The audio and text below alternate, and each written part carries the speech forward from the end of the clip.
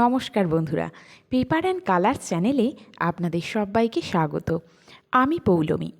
আমার আজকের রচনার বিষয় জাতির জনক বঙ্গবন্ধু শেখ মুজিবুর রহমানের জীবনী। যদি আপনি প্রথমবার চ্যানেলটিতে ভিজিট করে থাকেন তাহলে চ্যানেলটি সাবস্ক্রাইব করার অনুরোধ রইল, আর পাশে থাকা বেল আইকনটি প্রেস করবেন যাতে আমার আপলোড করা প্রতিটি ভিডিওর নোটিফিকেশান সবার আগে আপনার কাছে পৌঁছয়। রচনাটি আমি 1000 শব্দের মধ্যে লিখেছি, তাই ভিডিওটির সময় কিছুটা দীর্ঘ হয়েছে, তার জন্য প্রথমেই ক্ষমা প্রার্থী। ভূমিকা।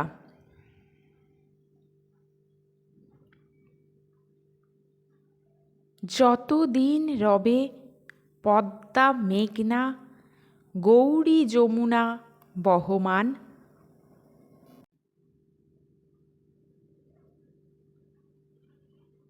ততদিন রবে কীর্তি তোমার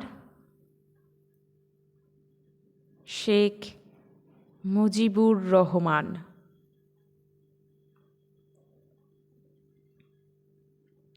অন্নদা শঙ্কর রায়। কোনো জাতি যখন প্রকৃতই কোনো সংকটের সম্মুখীন হয় তখন সেই জাতির পরিত্রাণের উদ্দেশ্যে পৃথিবীতে আবির্ভাব ঘটে কোনো না কোনো মহাপুরুষের। বাংলাদেশের কাছে বঙ্গবন্ধু শেখ মুজিবুর রহমান এমনই এক উজ্জ্বল জ্যোতিষ্ক স্বরূপ। বাংলাদেশ নামটির সাথে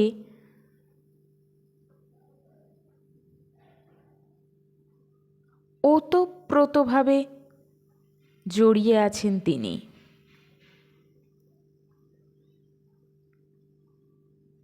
পরাধীনতার শিকল থেকে বাঙালিকে, এ জাতিকে মুক্ত করতে স্বাধীনতা সংগ্রামের ইতিহাসে যার নাম চিরস্মরণীয় হয়ে আছে, তিনি জাতির পিতা বঙ্গবন্ধু শেখ মুজিবুর রহমান। তাঁর সীমাহীন দেশপ্রেমের ফসল হল বাংলাদেশের স্বাধীনতা। সেজন্যই স্বাধীন বাংলাদেশ তাকে দিয়েছে জাতির জনকের সম্মান। জন্ম পরিচয়। শেখ মুজিবুর রহমান ফরিদপুর জেলার গোপালগঞ্জ মহকুমার টুঙ্গিপাড়া গ্রামে 1920 সালের 17 মার্চ জন্মগ্রহণ করেন। তাঁর পিতার নাম শেখ লুৎফুর রহমান, মাতা সায়েরা খাতুন। শেখ মুজিব তাঁর পিতামাতার তৃতীয় সন্তান। শেখ মুজিবুর রহমানের নাম রাখেন তাঁর নানা শেখ আব্দুল মজিদ। ছোটবেলায় বঙ্গবন্ধুর ডাক নাম ছিল খোকা। ছোটবেলা থেকেই তিনি সাধারণ মানুষ ও গরিব দুঃখী মানুষদের প্রতি ছিলেন সহানুভূতিশীল। শিক্ষাজীবন।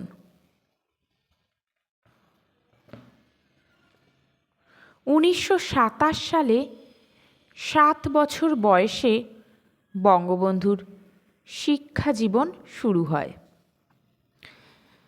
গিমাডাঙ্গা প্রাথমিক বিদ্যালয়ের মাধ্যমে।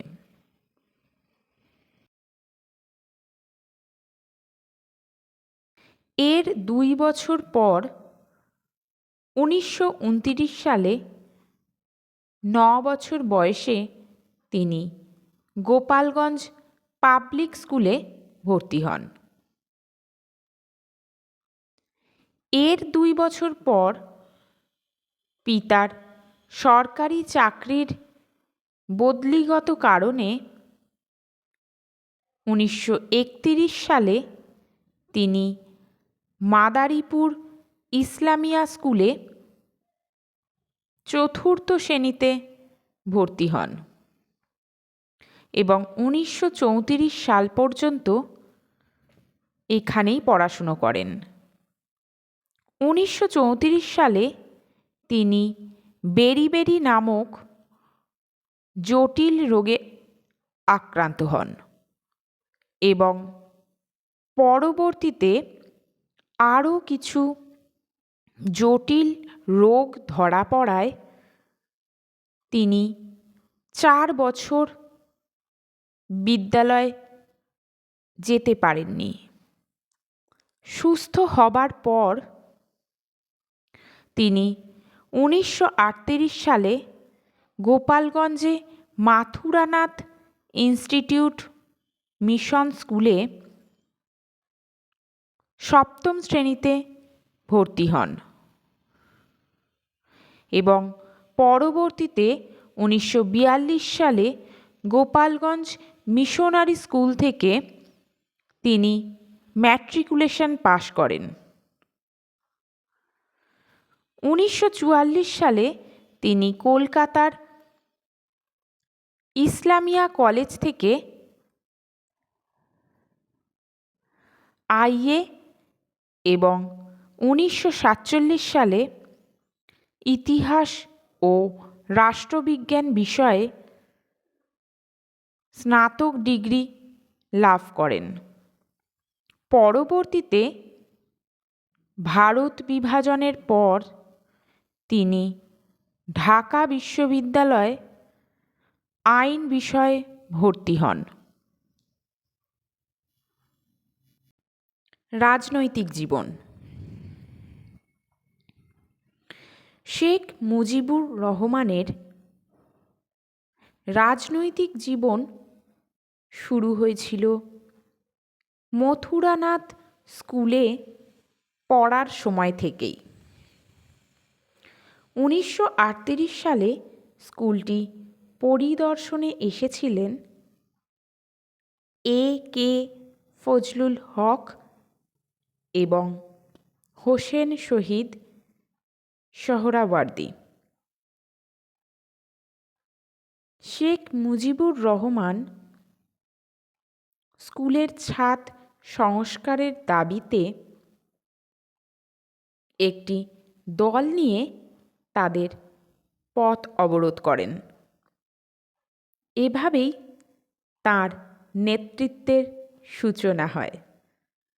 1940 সালে মুজিবুর নিখিল ভারত মুসলিম ছাত্র ফেডারেশনে যোগ দেন। 1943 সালে তিনি বেঙ্গল মুসলিম লীগে যোগ দেন এবং বাঙালি মুসলিম নেতা হোসেন শহীদ সোহরাওয়ার্দীর সান্নিধ্যে আসেন। এখানে তার ছাত্র আন্দোলনের মুখ্য বিষয় ছিল একটি পৃথক মুসলিম রাষ্ট্র হিসেবে পাকিস্তান প্রতিষ্ঠা। তিনি 1943 সালে বঙ্গীয় মুসলিম লীগের কাউন্সিলর নির্বাচিত হন। 1944 সালে তিনি কলকাতায় বসবাসকারী ফরিদপুরবাসীদের নিয়ে গঠিত ফরিদপুর ডিস্ট্রিক্ট অ্যাসোসিয়েশনের সেক্রেটারি মনোনীত হন। এর 2 বছর পর ইসলামিয়া কলেজ ছাত্র ইউনিয়নের মহাসচিব নির্বাচিত হন।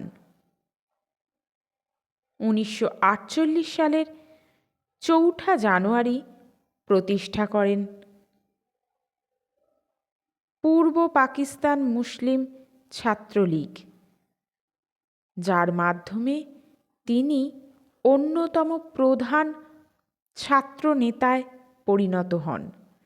এই ছাত্রলীগ বাংলাদেশের স্বাধীনতা সংগ্রামে অত্যন্ত গুরুত্বপূর্ণ ভূমিকা পালন করেন।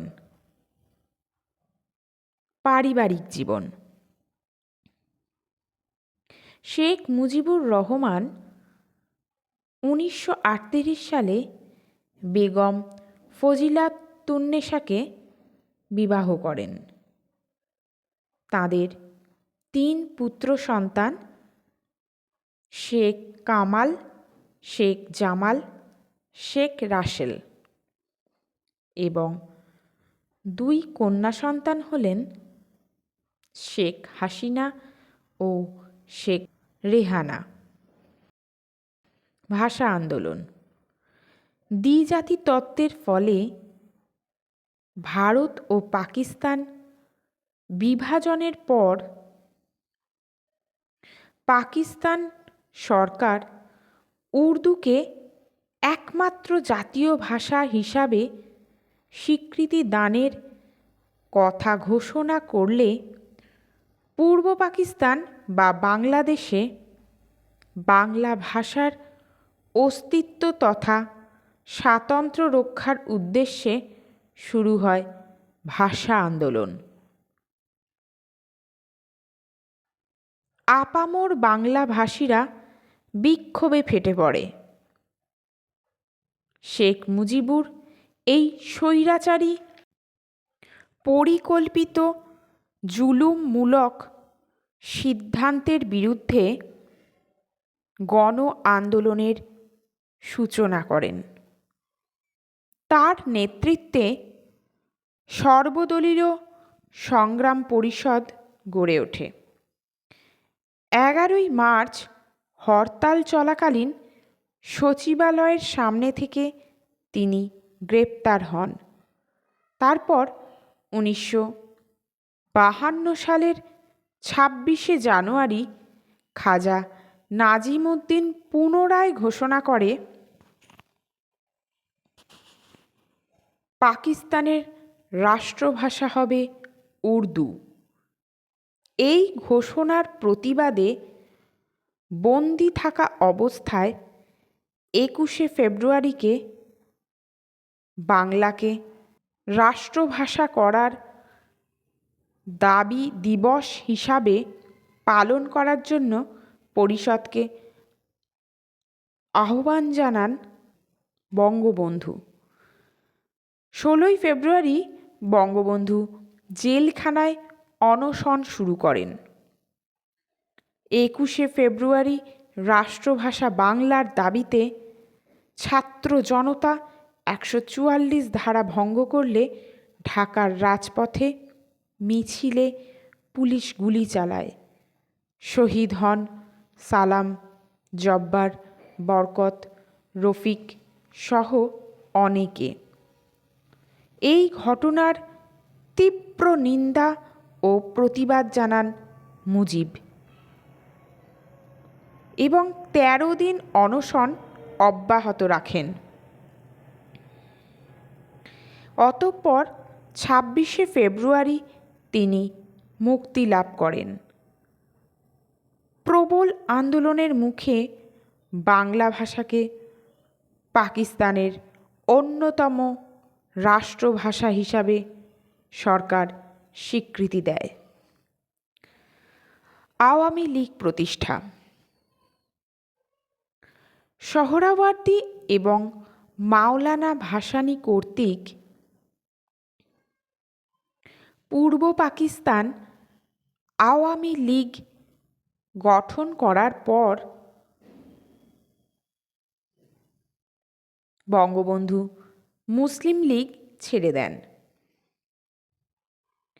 1949 সালে আওয়ামী লীগ গঠিত হলে তিনি যুগ্ম সম্পাদকের পদ লাভ করেন এবং 1953 সালে সাধারণ সম্পাদক নির্বাচিত হন। এরপর একই বছরে 14 নভেম্বর সাধারণ নির্বাচনে অংশগ্রহণের জন্য অন্যান্য দল নিয়ে যুক্তফ্রন্ট গঠনের সিদ্ধান্ত গৃহীত হয়।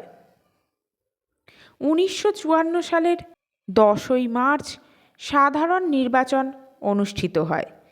এই নির্বাচনে যুক্তফ্রন্ট 237টি আসনের মধ্যে 223টিতে বিপুল ব্যবধানে বিজয় অর্জন করে, যার মধ্যে 143টি আসনই আওয়ামী লীগ লাভ করেছিল।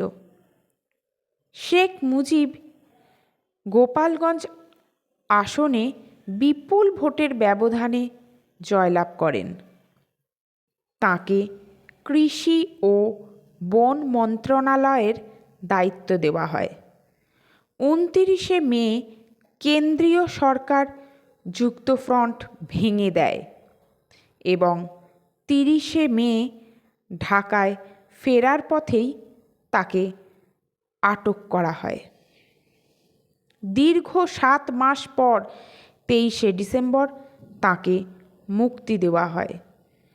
পরবর্তীতে 1955 সালের 5 জুন আইন পরিষদের সদস্য হলে তিনি পল্টন ময়দানে অনুষ্ঠিত এক সম্মেলনে 21 দফা দাবি পেশ করেন। 6 দফা দাবি। 1966 সালের 5 ফেব্রুয়ারি লাহোরে বিরোধী দলসমূহের একটি জাতীয় সম্মেলন অনুষ্ঠিত হয়।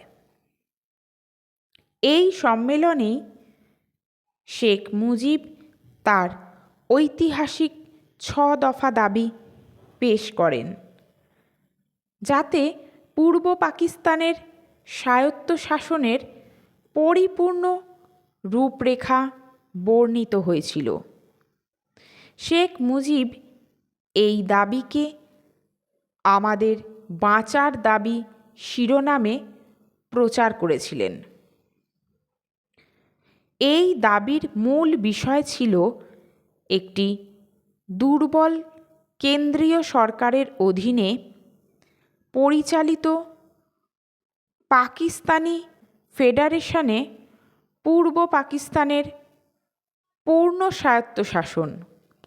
এই দাবি পশ্চিম পাকিস্তানি উদ্যোক্তারা প্রত্যাখ্যান করেন এবং শেখ মুজিবকে বিচ্ছিন্নতাবাদী হিসাবে চিহ্নিত করেন। তাঁর 6 দফা দাবির সমর্থনে পূর্ব বাংলায় ব্যাপক গণ আন্দোলন হয়। আগরতলা ষড়যন্ত্র মামলা। সেনাবাহিনী কর্তৃক আটক হয়ে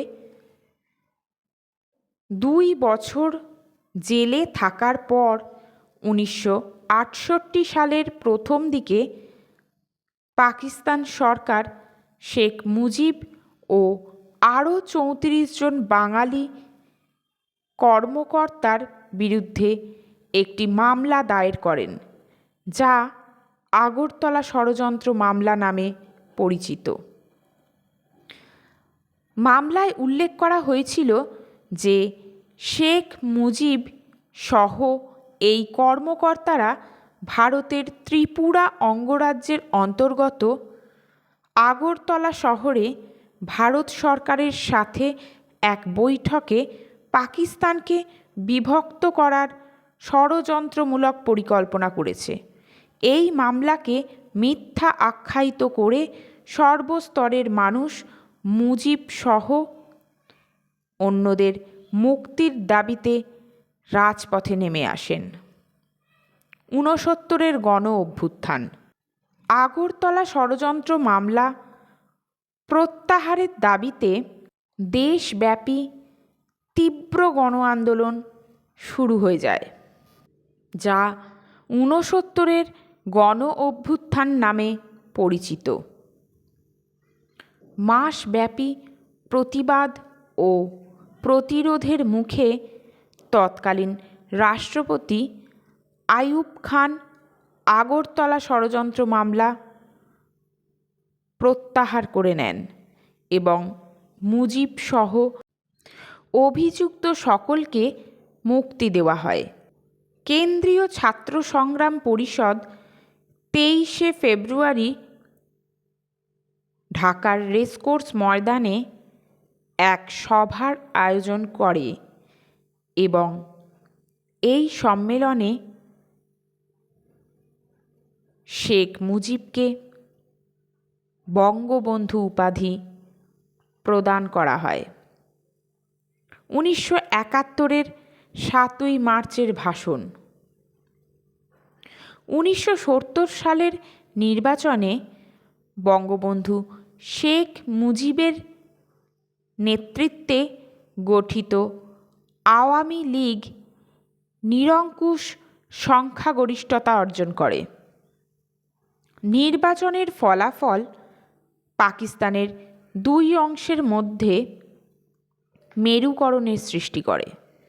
পাকিস্তানের জুলফিকার আলী ভুট্টো শেখ মুজিবের স্বায়ত্তশাসনের নীতির প্রবল বিরোধিতা করেন। ১৯৭১ সালের ৭ই মার্চ রেসকোর্সের ময়দানে এক জনসভায় লাখ লাখ জনতার সম্মুখে এক ঐতিহাসিক ভাষণ দেন শেখ মুজিব। এই ১৮ মিনিটের ভাষণে তিনি স্বাধীনতার ডাক দেন এবং জনগণকে সর্বাত্মক অসহযোগ আন্দোলনের জন্য প্রস্তুত করেন। তাঁর এই ভাষণে আপামর বাঙালি জাতি বৈপ্লবিক প্রেরণায় উদ্বুদ্ধ হন। বাংলাদেশ ঘোষণা। পাকিস্তানের প্রেসিডেন্ট ইয়াহিয়া খান আওয়ামী লীগকে নিষিদ্ধ ঘোষণা করেন এবং মুজিব সহ অন্যান্য নেতাদের গ্রেপ্তারের নির্দেশ দেন। ২৫শে মার্চের রাতে বঙ্গবন্ধু গ্রেপ্তার হয়। গ্রেপ্তারের পূর্বে ১৯৭১ সালের ২৬শে মার্চ বাংলাদেশের স্বাধীনতার ঘোষণায় বলেন, এটাই হয়তো আমার শেষ বার্তা। আজ থেকে বাংলাদেশ স্বাধীন। আমি বাংলাদেশের মানুষকে আহ্বান জানাই, আপনারা যেখানেই থাকুন আপনাদের সর্বস্ব দিয়ে দখলদার সেনাবাহিনীর বিরুদ্ধে শেষ পর্যন্ত প্রতিরোধ চালিয়ে যান। পাকিস্তানি সৈন্য উৎখাত করা এবং চূড়ান্ত বিজয় অর্জনের আগে পর্যন্ত আপনাদের যুদ্ধ অব্যাহত থাকুক। বঙ্গবন্ধুর আহ্বানে সারা বাংলার জনমানুষের অংশগ্রহণে শুরু হয় মুক্তির জন্য যুদ্ধ, আমাদের গর্বের মুক্তিযুদ্ধ। অবশেষে মুক্তিবাহিনী ও ভারতীয় সৈন্যবাহিনীর যৌথ বাহিনীর কাছে পাকিস্তান বাহিনী ১৯৭১ সালের ১৬ই ডিসেম্বর আত্মসমর্পণ করেন। পৃথিবীর বুকে মাথা উঁচু করে দাঁড়ায় এক স্বাধীন সার্বভৌম বাংলাদেশ। 1972 সালের 8ই জানুয়ারি শেখ মুজিবকে মুক্তি দেয় পাকিস্তানি শাসকবৃন্দ। তিনি 1972-এর 10ই জানুয়ারি বাংলাদেশে ফিরে আসেন এবং প্রধানমন্ত্রীর দায়িত্ব গ্রহণ করেন। শোকাবহ 15ই আগস্ট। বঙ্গবন্ধুর জনকল্যাণমুখী ও রাজনৈতিক দূরদর্শী নেতৃত্বে দেশ যখন বিশ্ব মানচিত্রে একটি মর্যাদাসম্পন্ন জাতি হিসেবে মাথা উঁচু করে দাঁড়াতে যাচ্ছে, তখন 1975 সালের 15ই আগস্ট প্রত্যুষে একদল বিপথগামী সেনা কর্মকর্তা বঙ্গবন্ধু এবং তার পরিবার সহ ব্যক্তিগত কর্মচারীদের হত্যা করে। কেবল তার 2 কন্যা জার্মানিতে অবস্থান করার কারণে বেঁচে যান। উপসংহার: বাংলাদেশের স্বাধীনতার ইতিহাসে যার নাম উজ্জ্বল নক্ষত্রের মতো দীপ্যমান, তিনি বঙ্গবন্ধু শেখ মুজিবুর রহমান। তাঁর দূরদর্শিতা ও সঠিক নেতৃত্বেই বাংলাদেশ আজ স্বাধীন। তিনি সর্বকালের সর্বশ্রেষ্ঠ বাঙালি জাতির জনক। বাংলাদেশ ও বাঙালি জাতির কাছে বঙ্গবন্ধু এক ও অভিন্ন নাম। তোমার স্বপ্নে পথ চলি আজও, চেতনায় মহিয়ান। মুজিব, তোমার অমিত সাহসে জেগে আছে কোটি প্রাণ। ধন্যবাদ ভিডিওটি সম্পূর্ণ দেখার জন্য। এরকম আরও অন্য কোনো বিষয়ের উপর ভিডিও পেতে চাইলে অবশ্যই কমেন্ট করে জানাবেন। আর ভিডিওটি ভালো লেগে থাকলে লাইক, শেয়ার এবং সাবস্ক্রাইব করতে ভুলবেন না। ভালো থাকবেন।